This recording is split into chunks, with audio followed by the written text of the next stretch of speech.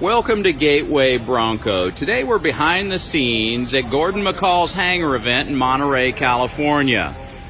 There are some of the most impressive, custom-built, and world-class collector cars anywhere on the planet. They're all here tonight, and it's all behind the scenes before the event begins,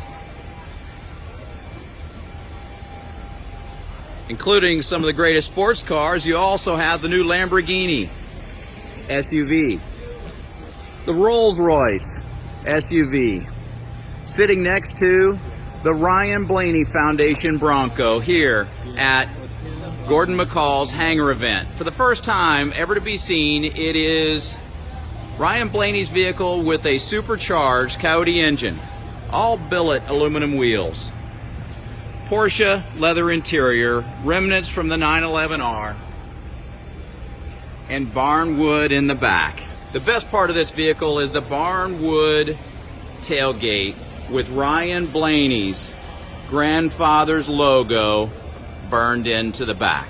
Thanks so much for joining Gateway Bronco at Gordon McCall's hangar event in Monterey.